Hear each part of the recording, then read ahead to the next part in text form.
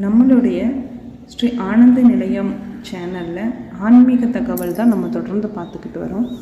இன்றைக்கி நம்மளுடைய சேனலில் நம்ம திருவள்ளூரில் இருக்கக்கூடிய ஸ்ரீ வீரராகவ பெருமாளுடைய சன்னதியின் சிறப்புகளை பற்றி நம்ம பார்க்கலாம்.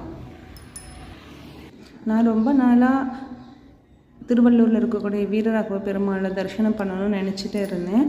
ஆனால் எனக்கு சித்திரை மாதம் வளர்பிறையில் சனிக்கிழமை நாளில் தான் எனக்கு அப்படி ஒரு அமைப்பு அமைஞ்சது. நாங்கள் ஆவடியிலேருந்து கிளம்பி 2 வீலரில் தான் நாங்கள் திருவள்ளூருக்கு போனோம். திருவள்ளூருக்கு போகிற வழியில் ஒரு குளம் இருந்தது. அந்த குளத்தையும் நாங்கள் கவர் பண்ணி அப்படியே எடுத்தோம். கோவிலுக்கு போகிற வழியிலேயே இருந்தது. நம்ம ஒரு கோவிலுக்கு போகிறோம் அப்படின்னு சொன்னால் அந்த கோவிலில் இருக்கக்கூடிய மூலவரை பற்றின ஒரு வரலாறை நம்ம தெரிஞ்சுட்டு தான் போகணும். அந்த கடவுளுடைய வரலாறை நம்ம தெரிஞ்சுட்டு போகும்போது இன்னுமே சிறப்பாக இருக்கும்.